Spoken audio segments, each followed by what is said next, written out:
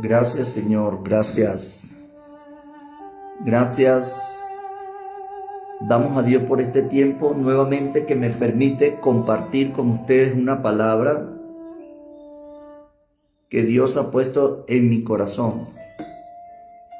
Yo siempre he escuchado en el pueblo de Dios, en la iglesia, en el ministerio, en el liderazgo, siempre he escuchado como una controversia y como una dicotomía en cuanto a lo que se refiere la ley y la gracia.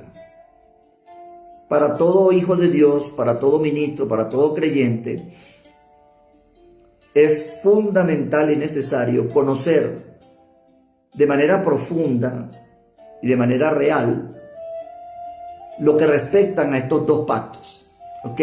Ya que estos dos pactos definen y definieron la humanidad entera, la percepción de cómo los seres humanos podemos conectarnos con Dios, cómo lo hizo, cuáles eran sus normas, cuáles eran sus fundamentos hasta el día de hoy. Quiero decir que han habido dos pactos, especialmente el pacto de la ley dada por Moisés, a manos de Moisés, y el pacto de la gracia en cumplimiento perfecto del pacto de la ley en Cristo Jesús. Por lo tanto, Cristo Jesús fue algo que a mí siempre me ha agradado y me ha ganado mi corazón, el Señor Jesús, al yo poder saber que Jesús de Nazaret fue y ha sido el Cordero y el Sumo Sacerdote al mismo tiempo. Por eso me encanta, me emociona saber que Jesús de Nazaret hizo el papel completo, total, para darnos a los seres humanos lo que es el pacto de la gracia.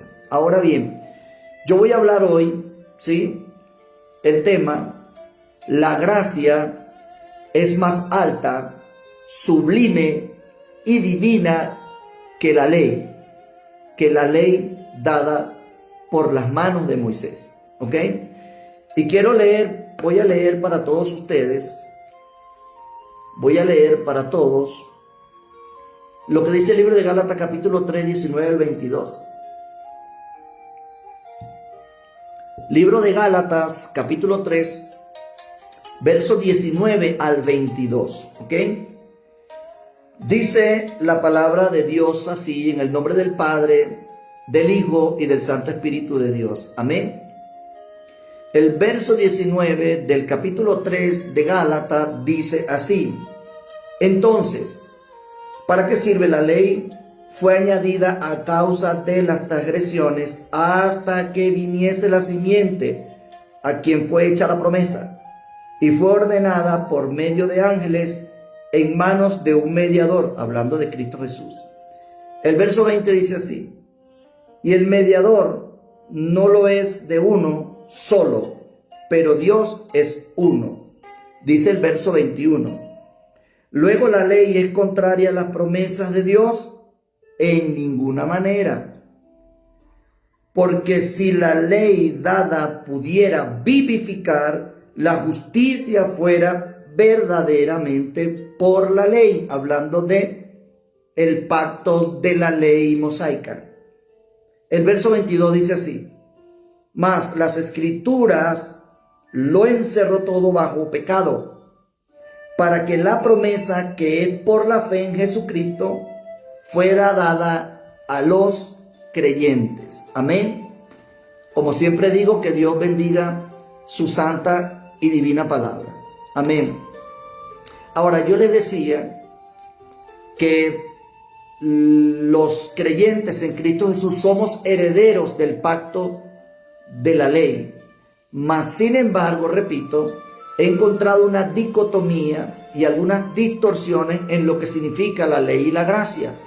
Ahora, lo que nosotros acabamos de leer, mis amados hermanos, definitivamente nos habla ese texto de Gálatas capítulo 3, 19 al 22, nos habla de la relación que tiene el pacto de la ley con el pacto de la gracia. Es decir, hay una relación conectiva, hay una relación del uno con el otro. Ahora bien, en estos dos pactos hubieron dos actores. Uno fue Moisés por el pacto de la ley, pero Jesucristo vino a ser el actor mediador, que lo dice el mismo texto, dentro de la correlación de los textos que acabo de leer, habla del mediador, hablando de Cristo.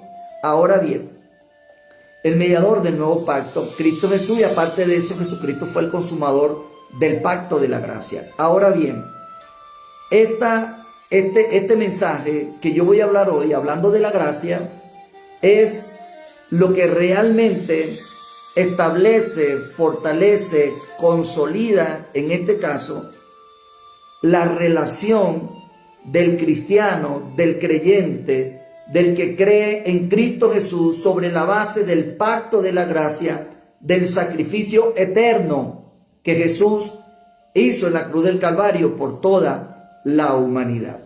Y eso es necesario, estructural y básico que nosotros lo podamos entender. Ahora bien, la ley que fue entregada a Moisés, escucha esto, la ley que fue entregada en las manos de Moisés, lo que hizo definitivamente es revelar la conducta de Dios, manifestar la regla, la norma, el fundamento de Dios en esas tablas de la ley a Moisés, para que el pueblo de Israel pudiera guiarse sobre la base de esas leyes, porque esas leyes, hablando del Antiguo Testamento, hablando de las leyes de las tablas de Moisés, lo que hacían era ordenar, darle forma a una nación sobre la base de lo que yo llamo y que se conoce como el decálogo. Es decir, cuando Dios le dio los mandamientos a Moisés, estaba definiendo, dándole forma, característica y darle sustento sobrenatural y divino. ¿Para qué?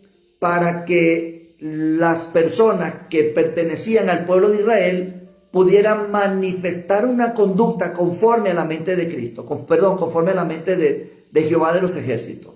Por lo tanto, Israel, inicialmente desde la base de la entrega de estos mandamientos a Moisés, Dios lo que quería era un pueblo que lo manifestara a él, que pensara como él, que hablara como él, que se condujera como él y que tuviera un estilo de vida distinto a las demás naciones que rodeaban a Israel. Por lo tanto, Dios mostró la necesidad de que el pueblo pudiera comprenderlo, pudiera manifestarlo socialmente, para que los juicios y para que las consecuencias, que fue la razón principal por la cual las demás naciones que rodeaban a Israel fueron castigadas. Entonces Dios no quería que se cumpliera lo mismo en el pueblo de Israel.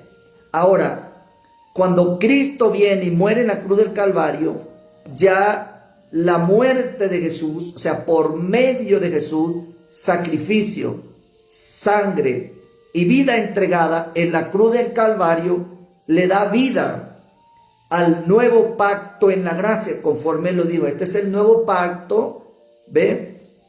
Que por vosotros, inclusive dije, este es mi cuerpo, que por vosotros es partido, y hablando de la sangre o de su sangre que iba a ser derramada, constituiría el nuevo pacto.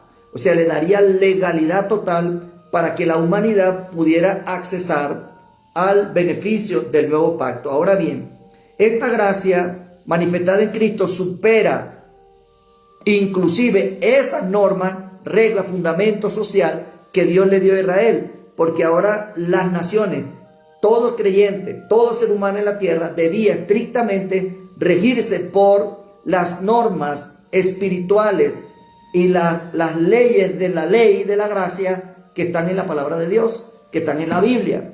Por lo tanto, toda persona que existe sobre la tierra debe inevitablemente estar conectado con lo que significa la revelación de la palabra de Dios, porque aquí están las leyes de la gracia que rigen incluso la universalidad. Todo lo que se expresa en el planeta Tierra, todo lo que se mueva o no se mueva dentro del marco de este plano terrenal, está sometido, regido estructuralmente por el pacto de Cristo en la cruz del Calvario. Por eso, la muerte de Jesús no es una mera muerte por casualidad, sino que la muerte de Cristo Jesús en el Calvario es estricta y definitivamente la consecución o la aprobación de las promesas dadas por Dios a Moisés, a Abraham y a todos los patriarcas del Antiguo Testamento. Por lo tanto, eso me dice a mí que la gracia, el pacto de la gracia, es el pacto más alto, más sublime y más divino, porque ahora no tenemos un sacerdote que no pueda conocer nuestras debilidades, como dice la Biblia, sino que Jesús sufrió todas las debilidades, sufrió todos los procesos, vivió todos los tormentos para poder accesar y entrar en ese lugar santísimo celestial y posicionarse como el sumo sacerdote según el orden de Melquisedec, rey de Salem, rey de paz y rey de justicia. Ahora, ¿qué nos ofrece el pacto de la gracia? El pacto de la gracia nos ofrece lo que no nos ofrecía la ley. La ley no manifestaba castigo. La ley era definitivamente quien develó el pecado o que develaba el pecado, lo exponía, lo sacaba a la luz. Pero la ley de la gracia hizo todo lo contrario. La ley de la gracia nos eximió, nos inmutó. La ley de la gracia nos inmunizó de la condenación eterna. Por eso cada persona que venga a Cristo debe respetar, debe conocer que la gracia en Cristo Jesús está por encima de la ley. Y no me equivoco al decir esto, porque la ley manifestaba a Jehová de los ejércitos como el Dios castigador, pero por el medio del pacto de la gracia en Cristo Jesús, por la muerte, por el sacrificio de su cuerpo, Jesucristo nos presenta a Dios como Padre, como perdonador, como reconciliador. Por eso los que estamos en Cristo Jesús, los que estamos dentro del marco de los 5 ministerios, el ministerio que ejercemos es el ministerio de la reconciliación, el perdón de pecados, que Dios pasó por alto las fallas, Dios pasó por encima, porque hubo un cumplimiento de la norma, hubo un cumplimiento legal, hubo un sacrificio, hubo una sangre derramada, y esa sangre he aprendido que habla mejor que la de Abel, que es la sangre de Jesucristo. Ahora bien, para nosotros es importante saber cuál era la naturaleza de la ley, el propósito de la naturaleza de la ley. Precisamente, la naturaleza de la ley de Moisés, dada a Moisés, era decirle al pueblo: oigan, no cometan estos pecados, porque si ustedes cometen estos pecados, los que estaban en el decálogo, si ustedes cometen estos pecados, ustedes van a tener una consecuencia. Por lo tanto, la ley manifestaba, le mostraba el pecado y su consecuencia al ser humano. Eso era lo que hacía la ley de Moisés, mostraba la consecuencia. Ese era su propósito. Y obviamente también al mismo tiempo mostraba el pecado y la consecuencia, pero al mismo tiempo había un proceso de santificación. Por eso el que pecaba debía cumplir la regla, la norma dada por el sacerdote, tenía que presentarse el sacerdote, traer las ofrendas para consagración. El sacerdote hacía la ofrenda de consagración y la persona era limpia de su pecado, la persona era sana de su pecado. ¿Ok? Esa era la naturaleza de la ley. Pero es bien importante que usted comprenda lo que dice Gálatas 3:21. Dice: por tanto, la ley no para vida eterna, sino para que el pecado se manifestara. Por eso la ley era tan rigurosa. La ley era tan estricta, era de estricto cumplimiento. Porque si había una falla en cualquiera de los procesos de santificación, lamentablemente venía un castigo inevitable. Eso era la ley. Y todo en el pueblo de Israel, y lo que hemos estudiado la Escritura y lo que hemos estudiado la palabra, conocemos perfectamente. Por eso fue que a través del decálogo, Dios dejó las instrucciones a través de Moisés, porque Dios también, a pesar de que había correcciones en ese momento, Dios mostró su justicia, que es inmutable. Y mostró también Dios su capacidad para alcanzar al ser humano, dándole oportunidad. Pero al final de los tiempos, al final de cuentas, cuando Jesús vino, la ley, el trabajo de la ley se había distorsionado de alguna manera. Entonces Dios, en su gracia, en su amor, en su misericordia, vuelve a darle una oportunidad al ser humano, especialmente enviando a su propio Hijo a morir como cordero en una cruz para reconciliarnos a todos con Él, y ahora no traernos a nosotros, escúcheme esto, ya no traernos a nosotros sobre la base de unas leyes o de unas normas, de unas reglas de estricto cumplimiento como era la ley, sino que ahora nos muestra su amor, nos muestra su misericordia y nos muestra su bondad y nos muestra su amor. Por lo tanto, la ley actuaba como un tutor, uno que enseñaba: no hagas esto, aquí está esto, y todos, absolutamente todos los que después de Moisés, que recibieron el decálogo, los 10 mandamientos, todos caminaron en esa línea y vieron los resultados. También la Biblia está llena de quienes no cumplieron esos pactos, de quienes no cumplieron esas normas. Recibieron todos sus castigos, recibieron todas sus sanciones de parte de Dios, porque no lograron cumplir las expectativas de Dios con 10 mandamientos. Dios es tan bueno que de 600 y algo mandamientos, primero dio 600, y después el Señor lo relacionó con los 10 mandamientos, y finalmente el Señor nos deja 2 grandes mandamientos a nosotros: amar al prójimo y al Padre, al prójimo como a nosotros mismos, amarnos, pero ponerlo a Él en primer lugar, que son los mandamientos para cumplir la ley y los profetas. Por lo tanto, en el tiempo de la gracia, hoy, en el tiempo de la gracia, Dios nos da esta revelación. Quiero decir que el pacto de la gracia es una revelación.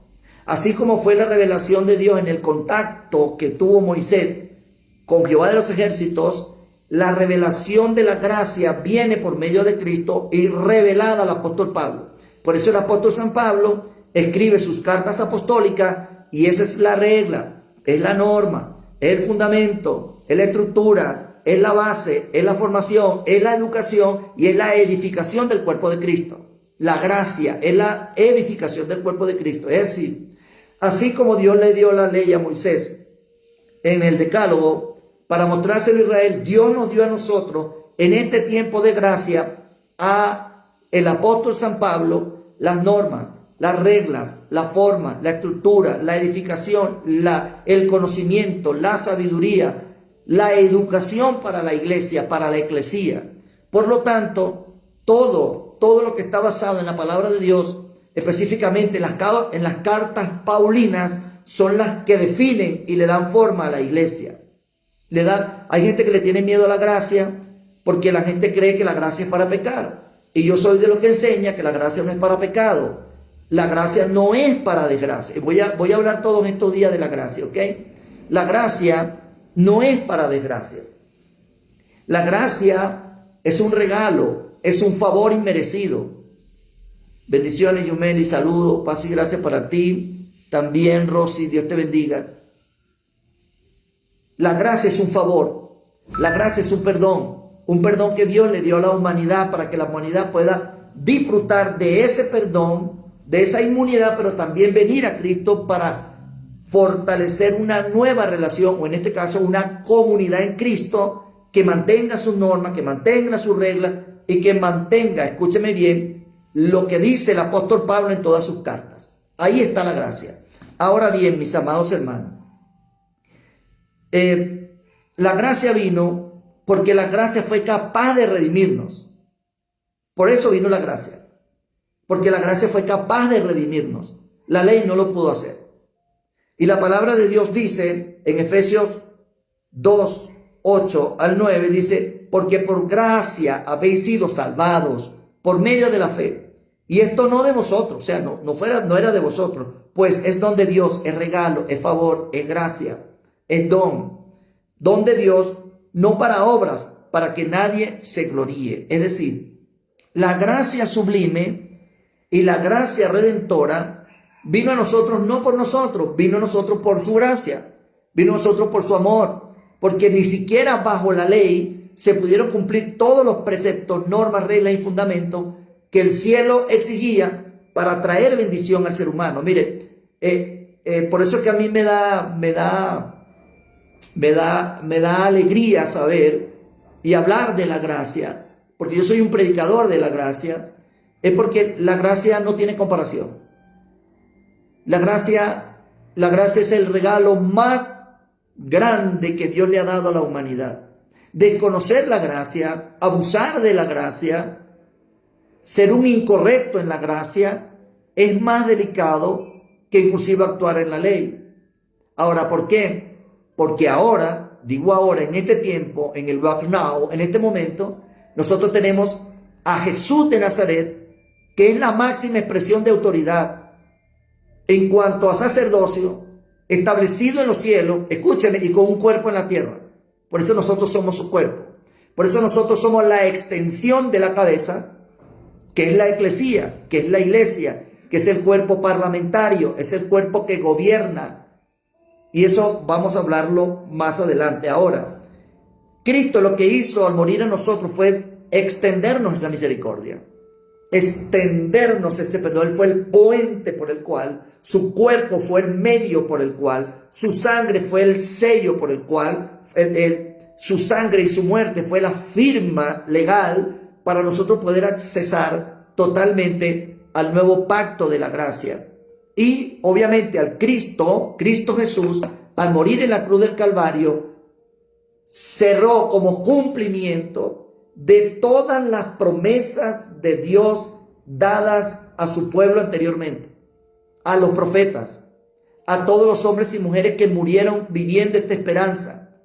Porque muchos dijeron, yo sé que mi Redentor vive y del polvo me levantará. Muchos miraron en el tiempo, en el transcurso, en una línea de tiempo, ellos miraron que iban a ser rescatados. Por eso Cristo, cuando muere en la cruz del Calvario, Cristo rompe la cadena, rompe la condenación, rompe la muerte, rompe todo. Por eso la Biblia dice, ¿a dónde está muerte tu aguijón? ¿A dónde sepulcro tu victoria? Si no pudiste detener al Rey de la Gloria, porque entró el Rey de la Gloria. ¿Cómo no lo pudo detener? La muerte no lo pudo detener, porque los antiguos sacerdotes, cuando entraban al lugar santísimo y estaban mal, se morían inmediatamente y los sacaban muertos. Pero en este caso, este sumo sacerdote, Cristo Jesús, murió, entró, resucitó, y después que resucitó, en los 3 días de resucitar, fue al centro de la tierra y sacó a todos los que estaban en esperanza, todos los que estaban esperando ese día, los sacó, y ahora el Señor está en los cielos, sentado, como dice Efesios capítulo 3, gobernando de los cielos, y nosotros, todos los que creamos en Él, estamos siendo sentados a la derecha del Padre. Por eso, para mí, es importante que usted entienda, ¿sí? Porque hay un contraste entre la ley y la gracia. Segunda de Corintios 3:6 expone esa diferencia. Dice así, Segunda de Corintios 3:6, el que nos hizo, escuche esto, el que nos hizo capaces, ministros, o sea, el que nos hizo actos, porque no éramos actos. En la gracia no hubiéramos, en la ley no hubiéramos podido hacerlo. Pero el que nos hizo capaces, o sea, actos, ministros de un nuevo pacto, no de la letra, sino del espíritu, porque la letra mata, más el espíritu vivifica. Ahora, aquí en este contexto, en lo que dice el apóstol, finalmente, hay un error. La gente piensa que no hay que prepararse, que no hay que estudiar, que no, porque la letra mata. No está hablando de eso. Cuando dice que la letra mata y el espíritu vivifica, lo que está diciendo es que la letra, la ley, en este caso, fue hablada para presentar el pecado. Y lo que pecado da como resultado es muerte. De eso es que está hablando el apóstol Pablo. No es que la letra mate, el espíritu vivifica, entonces ahora no vamos a estudiar, no vamos a prepararnos. No, el conocimiento es fundamental, es básico y necesario en la vida de una persona. Ahora, cuando habla de que el espíritu vivifica, obviamente está hablando que el Espíritu Santo vivifica al ser humano cuando viene a Cristo. Pero, escúcheme esto, pero la gracia no anula la moral divina de la ley. La gracia no pone menos la ley, porque por la ley recibimos la gracia. Y la Biblia dice que de los dos pactos hizo uno. Por lo tanto, nosotros tenemos la sustancia de los profetas y tenemos la revelación apostólica. Por eso no hay nada más apostólico que la iglesia de Cristo. No hay nada más apostólico que las congregaciones, las iglesias, los pastores, los ministros, los líderes, porque ese es el fundamento. Esa fue la razón por la cual los discípulos de Juan, el profeta, le dijeron: Señor, es este que tenemos que seguir. Y él dijo: sí, síganlo a él, porque este era el que yo esperaba, el que no soy digno de desatar su calzado. Entonces, los discípulos, incluso la iglesia del primer siglo, la iglesia de Cristo, los discípulos de Jesús, nacen de la constitución, de la unión entre los discípulos de Cristo y los discípulos de Juan. Por lo tanto, no hay nada más apostólico y profético que la iglesia de Cristo. Yo sé que hay mucha gente que difiere de lo apostólico. Eso es un tema que cada quien manejará delante de Dios. Hay gente incluso que no le gusta la gracia, que rechaza la gracia porque creen que la gracia es libertinaje. Yo quiero, como apóstol del Señor, como servidor del Señor, decir en este momento que la gracia no es para desgracia. La gracia no es libertinaje. La gracia tiene el elemento santo. Porque, yo cuando digo esto tiemblo. Porque la gracia tiene un sumo sacerdote sublime que ascendió a los cielos. Tiene la máxima santidad. No hay nada más santo que la gracia. No hay nada más que exija santidad que la gracia. Porque la Biblia dice que si tomamos por inmunda esa sangre, si no entendemos y la tomamos por inmunda, definitivamente vendrá. Mire, yo la primera vez que leí esto me dio un sustito aquí. Dice: vendrá una horrenda expectación de juicio. Yo quiero que usted le saque el cálculo a eso. Vendrá una horrenda expectación de juicio. Entonces, a mí nadie me va a decir que la gracia es para desgracia, para vivir su vida como quiera. Usted puede vivir su vida como quiera. El punto es que usted, si lo hace de esa manera, va a tener una horrenda. Sáquele el cálculo, es una horrenda expectación de juicio al que tenga. Es una advertencia al que tenga la sangre de Cristo por inmunda. El que crea que esto es un juego tiene que aprender a reflexionar. Por eso yo hablo que la gracia es más sublime, porque en aquel tiempo la persona podía venir, la persona podía pedir perdón y la persona era redimida. Ahora Cristo nos redimió, pero si ahora redimidos volvemos a pecar, volvemos a tomar esto como un juego, ya no queda otra cosa, porque ya los parámetros de Cristo se cumplieron. Es decir, murió en la cruz, resucitó, nos limpió, nos salvó, nos redimió. Ahora queda a nosotros entrar en las cartas apostólicas y recibir la definición de lo que es un ministro, de lo que es una iglesia, de lo que es un liderazgo, de lo que es un pastor, un evangelista, un maestro, un profeta, porque ahí está todo establecido. Por eso estoy hablando que la gracia es más alta, la gracia es más sublime, la gracia es más divina. Porque ahora no tenemos a Moisés como sumo sacerdote. Ahora tenemos al Rey de Salem, el Rey de paz, el Rey de justicia, el que tiene un nombre que es sobre todo nombre, que es el que se nombra y que toda rodilla se tiene que doblar debajo del cielo, en la tierra y debajo de la tierra. Y que la Biblia dice que toda la creación fue creada por Él y para Él. Por eso estoy hablando de que la gracia es sublime. Ahora bien, hay algo que yo entiendo también. La ley es agradable. A mí me gusta la ley. Porque ¿qué es lo que hace la ley? La ley, a pesar de que revela el pecado, desde Abraham hasta Cristo, nos mostró tremendas señales, las señales de Moisés. Por eso mucha gente le gusta. Mari Franco, Dios te bendiga. Yumeli Salazar, Rosy Martínez, Dios te bendiga. Entonces, a nosotros nos gusta la ley.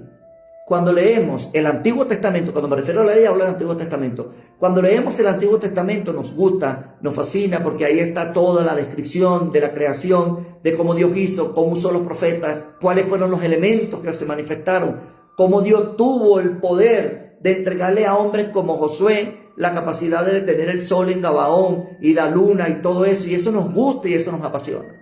Pero ahora tenemos que entrenarnos, ahora debemos capacitarnos en la gracia. No le tengan miedo a la gracia. Lo que pasa es que entiendo que hay una mezcla, hay una mistura entre ley y gracia. Y es ahí donde nosotros, por revelación divina, Jesús, el Padre, le reveló al apóstol Pablo cómo tenía que ser su iglesia en la gracia. Hay gente que cree, repito nuevamente, que si entra en la gracia, entra en un libertinaje. Lo que estamos viendo hoy no es gracia. Por eso, como apóstol y profeta, estoy hablando fundamento bíblico. Lo que estamos viendo hoy no es gracia, lo que estamos viendo es libertinaje. ¿Ok?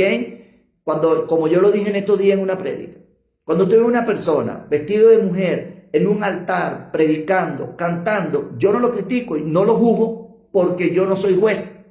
Pero cuando yo veo la escritura no me dice eso. Porque si yo quiero ser realmente de Cristo, lo que yo tengo que aprender es la doctrina apostólica que el apóstol Pablo dejó en las escrituras de parte de Dios. Entonces, a eso me estoy refiriendo. Por eso, mis amados hermanos, la gracia y la ley tienen una relación. ¿Para qué? Para que se consumara. Tenía que haber ley, había que haber normas, reglas, incluso la ley le decía a la gente, mira, no peques porque si pecas pasa esto. En la gracia te dice, ok, si tú pecas deliberadamente eres culpable de la sangre porque tuviste por inmunda la sangre de Cristo. Entonces nos orienta, nos exhorta a mantener una relación desde el punto de vista de la santidad que mayormente crea. Mire, hay gente que cree, y lo digo así, hay gente que cree que lo apostólico es una falsa doctrina. Yo no puedo entender eso. Cuando los fundadores estructurales de la iglesia de Cristo fueron apóstoles todos. Y cuando Cristo establece Efesios 4, 11 y 12, ya lo establece como un ministerio, igual que todos los otros.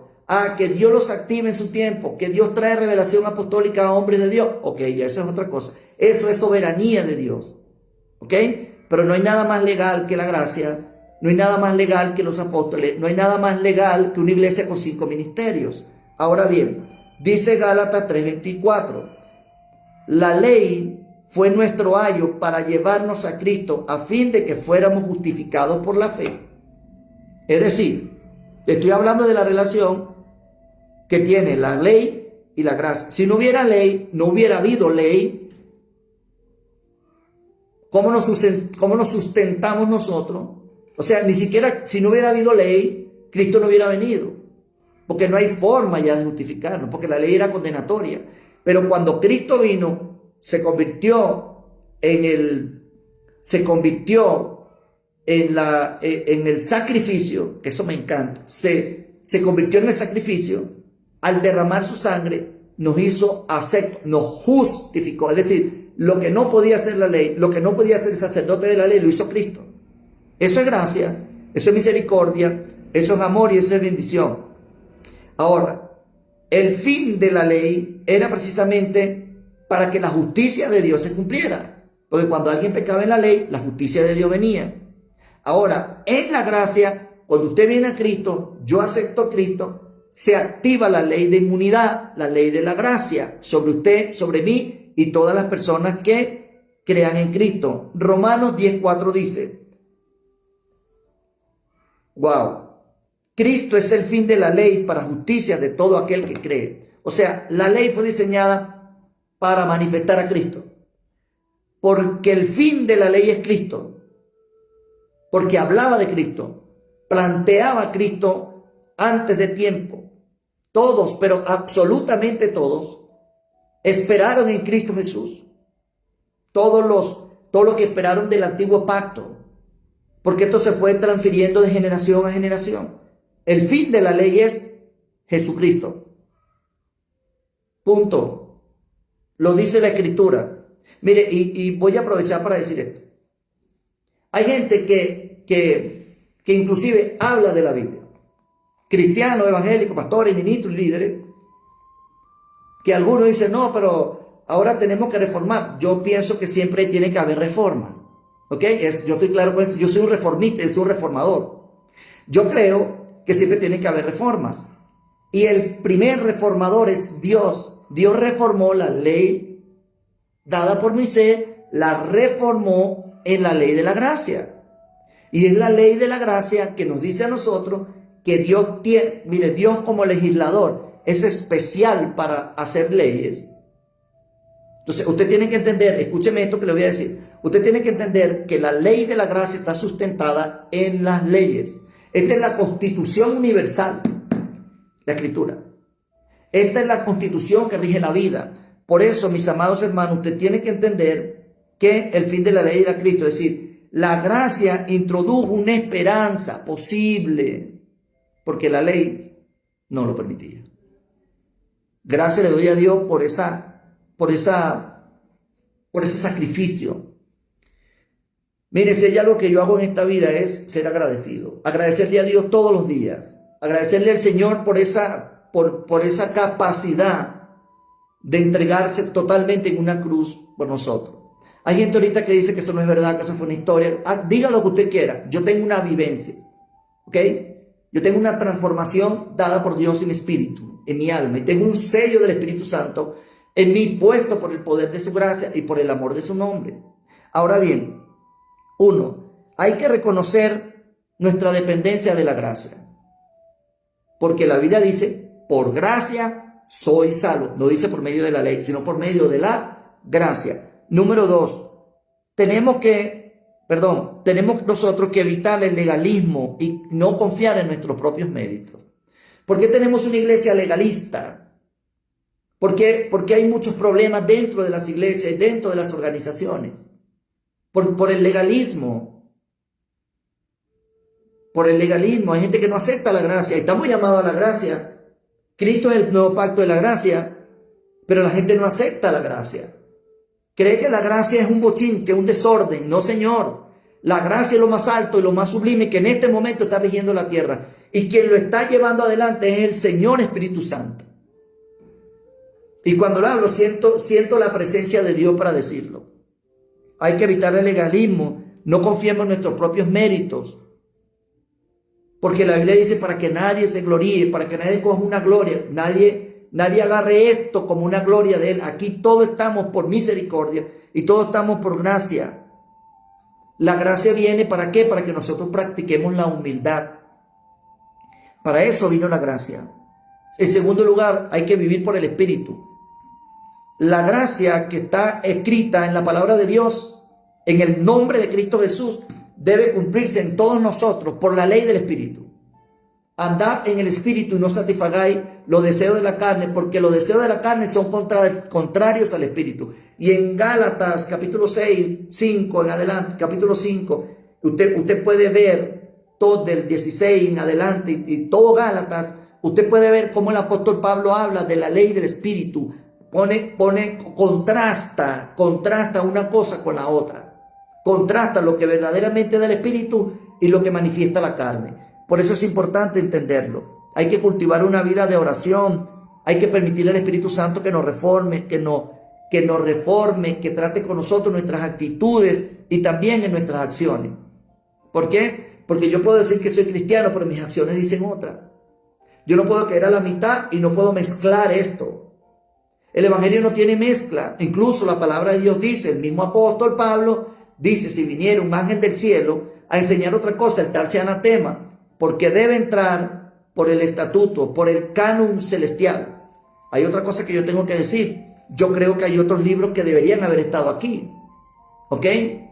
Y a lo mejor algún día eso se logrará. Porque Dios es grande y Dios puede permitir lo que Él crea, lo mejor para su pueblo. Ahora bien, número 3, hay que reflejar el amor inmerecido. Hay que extender la misericordia. Hay que hablar del amor, del perdón, de la relación entre pareja, familia, personas. Si algo tiene la iglesia de Jesucristo es que tiene el poder y tiene la capacidad por el Espíritu de sanar gente, de tratar en el Espíritu, de salvar a la gente, de traer a la gente y romper la soledad que hay para que Cristo entre en el corazón de las personas. Es necesario también servir con generosidad, sabiendo que de Él es la gloria. Necesitamos servir con generosidad. Necesitamos saber que nosotros estamos en un pacto que es divino, es sagrado, es profundo. Por eso es que la Biblia dice ni lo alto, ni lo bajo, ni lo profundo, ni principado, ni ángeles, ni potestades, ninguna otra cosa creada nos podrá separar del amor de Dios que es en Cristo Jesús. Ahora, ¿por qué? Porque ya no tenemos un templo terrenal. Ya no tenemos un templo terrenal, ya no tenemos un lugar terrenal, ya no hay un lugar santísimo terrenal. Respetemos las estructuras de las iglesias locales, por supuesto, respete el altar. Yo sé lo que digo, respete el altar, porque si usted no respeta el altar físico, mucho menos va a respetar el altar espiritual, mucho menos va a respetar el altar celestial, el tabernáculo celestial. Ahora bien, nosotros, ¿qué tenemos que hacer? Como punto número 4, defender la libertad del creyente. Nosotros tenemos que defender el evangelio, aunque el evangelio se defiende solo. Yo estoy hablando de defender lo que está escrito, de hablar lo que está escrito, de defender la doctrina. Hay gente que, mire, voy a decir esto con mucho respeto, porque sé que las percepciones son demasiadas y son muchas. Hay gente que quiere defender la doctrina. Usted quiere defender la doctrina, defienda todo lo que el apóstol Pablo dijo aquí. Eso sí, no tergiverse nada. No saque conclusiones suyas, ni mías. No saquemos conclusiones. Solo entremos y aceptemos lo que está escrito en la palabra para poder defender el evangelio en este tiempo. Hay que enseñar la verdad. Hay que enseñar la verdad del evangelio porque hay mucha distorsión. Estamos viviendo en un mundo que cada día más va en contra de lo santo, va en contra de lo sano, va en contra de la familia. Es un contradiseño del reino. Y todo lo que se contrapone al reino en cualquier momento caerá. Así lo establezcan como lo establezcan por norma, por regla, por ley, por decreto, por leyes de países. Hagan lo que hagan. Eso no es vinculante en el cielo y tarde o temprano todo en el reino de Dios vuelve a su cauce. Todo en el reino de Dios vuelve a su cauce. ¿Ok? Ahora bien, finalmente quiero decirle esto. La ley de Dios brilló para nosotros para demandarnos santidad. Para eso vino la ley. ¿Ve? Ahora, si usted agarra eso ahorita y dice, no, pero es que la ley ya pasó, ahora estamos en la gracia y podemos hacer todo lo que queramos, eso es un tema de usted. Es un tema personal, es una percepción y una convicción personal. Pero no es una revelación, no es un diseño celestial, que esa es la diferencia. Ahora, incluso la ley vino para revelar nuestra condición caída. Por eso vino Cristo, si no Cristo no hubiera venido. Ahora, la gracia, escúchame esto, me encanta esto. La gracia nos eleva como seres humanos ante el altar de Dios en la misma condición de hijo. En la misma condición de hijo. La gracia del Señor, por eso hablo que la gracia es más sublime, porque la gracia nos acepta a todos, sin condiciones. Ok, pedimos perdón, nos arrepentimos, perfecto, gloria a Dios. Ahora cambia. Ahora viene un proceso de cambio interior. ¿Para qué? Para aprovechar al máximo esa comunión con el Creador. Cuando la gracia se estableció, mis amados hermanos, culminó la función de la ley. Terminó la función de la ley. Que va a venir un tiempo según el orden escatológico, claro que sí. Va a venir el momento que van a reactivar todo eso en Jerusalén, claro que sí, porque la profecía se tiene que cumplir. La palabra de Dios se tiene que cumplir, tienen que volver otra vez a levantar, en este caso, el sacrificio, la vaca roja, la vaca bermeja, todo lo que estamos viendo en este momento es cumplimiento bíblico. Y eso no tiene por qué sorprendernos, porque aunque yo no quiera y aunque usted no quiera, eso es exactamente lo que va a suceder. Ahora, tenemos que entender que la gracia nos otorgó una vida nueva y firme y contundente. Aprovechemos el tiempo de la gracia, aprovechemos este pacto, aprovechemos este momento de relación, de misericordia, de amor, de comprensión del Padre para con nosotros. ¿Sabe por qué? Porque llegará un tiempo que este pacto también terminará.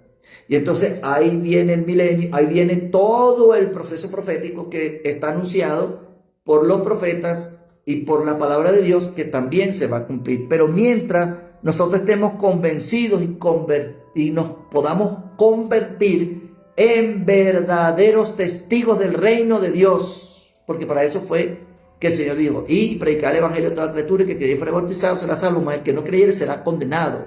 Y vosotros sois mis testigos, vosotros sois mis amigos, dice Dios, dice Cristo. Por eso, en esta hora te bendigo siempre. Declaro en el nombre de Jesús que hoy Dios te revela el amor, la verdad, la libertad, no es libertinaje, la libertad del que nos proporcionó la redención. Amén. Les bendigo siempre. Que la paz y la gracia de ustedes, la gracia de Dios esté con ustedes, por favor. Quiero que compartan este like, quiero que compartan esta palabra de hoy, porque Dios le está haciendo un llamado a su pueblo. Dios le está haciendo un llamado a su iglesia. Volver a la santidad. Ojo, no estoy hablando de normas y reglas de la iglesia, eso se respeta. Yo estoy hablando de santidad, búsqueda, intimidad, relación, oración, ayuno, intercesión, todo lo que es violencia del cielo. Les bendigo siempre. Que la paz y la gracia del Señor Jesús esté con ustedes. Les amo mucho a todos. Bendiciones.